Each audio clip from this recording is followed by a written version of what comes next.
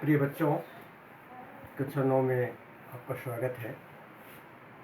यदि कक्षा 8 की परीक्षा को उत्तीर्ण करके आप आए हैं और अभी 9 में पूर्ण रूप से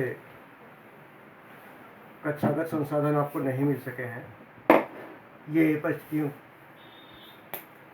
की देन है। इसमें कोई भी व्यक्ति क्या कर सकता है। चलिए आइए, हिंदी कक्षा शिक्षण में के अंतर्गत हम आपको सबसे पहले भगवान गणेश की प्रार्थना करते हैं। मंगलम भगवान विष्णु मंगलम गरुड़ध्वजा मंगलम पुरकक्ष मंगलात्मक हरि। और विद्या की देवी माता सरस्वती से कामना करते हैं कि ऑनलाइन शिक्षण प्रणाली आपके को सजग और प्रखर बनावे। ऐसी कामना के साथ बहुत सारी शुभकामनाएं आपको। आज हम लोग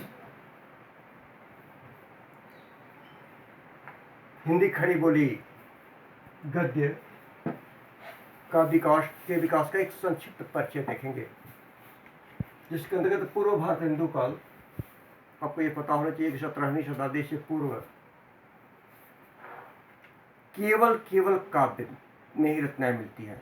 गद्य का कोई भी स्वरूप सामने नहीं था। यदि संस्कृत साहित्य में मिलते हैं, लेकिन हिंदी साहित्य में केवल काव्यगत रचनाएं ही मिलती हैं, चाहे वो खंड काव्य हो, चाहे महाकाव्य हो, चाहे छिटपुट रचनाएं।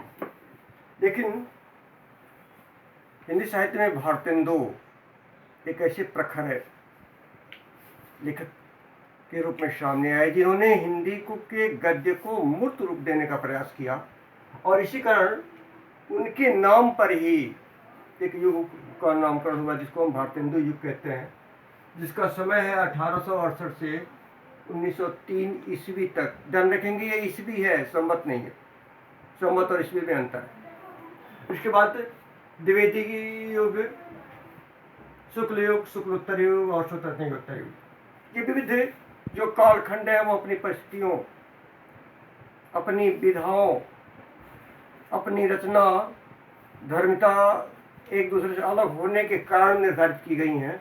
यद्यपि कुछ ऐसे भी लेखक हैं जो कई विधाओं के मर्मज्ञ रहे, लेकिन जो ये कालखंड है, वास्तव में यही कालखंड हिंदी साहित्य को दिशा देने में सक्षम हो सका।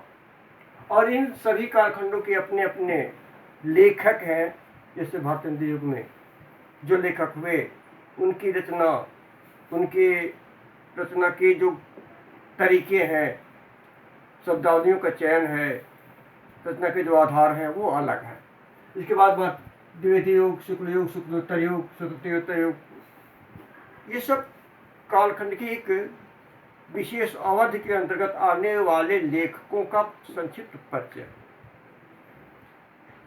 और ये सारे लेखक विविध विधाओं के अंतर्गत अपनी रचना विधर्मिता का परिचय दिए हैं। जो ये विधाएं हैं, अब आपको ये जानना पड़ेगा कि विधाएं हैं क्या। संक्षिप्त रूप से आपको पता है, विधाएं मन होता है एक साधारण सहज भाषा में विधाएं मन प्रकार होता है, हिंदी गद्य के प्रकार।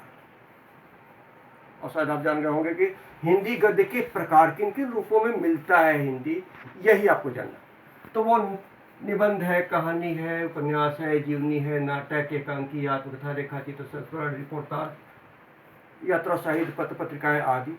ये तमाम विधाएं हैं जो अपने अलग गुण धर्म के आधार पर निर्धारित किए गए हैं। और इन विधाओं में एक विधा है, सबसे पहले आपको बताते हैं निबंध। निबंध क्या है? शब्दों का ऐसा समूह जो पूरी तरह गठित हो और विचारों को व्यक्त करने में सक्षम हो, जो कम से कम शब्दों में अपने विचारों को प्रकट करे, वही निबंध है।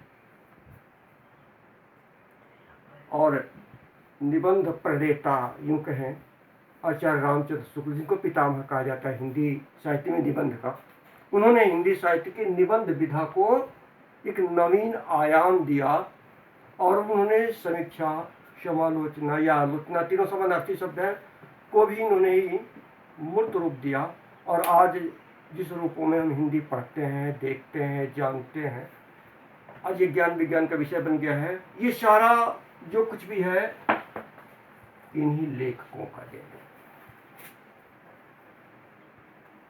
इस तरह आज एक संक्षिप्त परिचय आपको बताया गया और आपको ये बता दें कि विषय से संबंधित, हिंदी विषय से संबंधित अगर कोई प्रश्न आपके मन में उठता है तो आप 4 बजे से 5 बजे तक याद रखें, समय शाम 4 बजे से 5 बजे तक। इस तरह के जो अगर प्रश्न हैं आपके मन में तो आप हमसे पूछ सकते हैं। नीचे आप प्रश्न आपको दिए हैं, निबंध किसे कहते हैं और हिंदी गद्य के किन्हीं 2 निबंधकारों के नाम लिखने हैं। आप एक नोटबुक बना लेंगे और उसमें इन प्रश्नों को जरूर ही अंकित करें। अगर इस तरह की कोई कठिनाई होती है तो आप पूछ भी सकते हैं, चाहे ऑनलाइन प्रश्न पूछ सकते हैं या फिर फ़ोन करके पूछ सकते हैं। और फ़ोन नंबर आपको लिखवा देते हैं।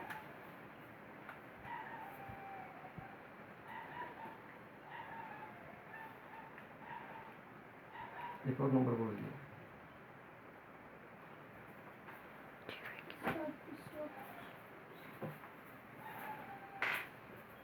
दूसरा नंबर क्या है?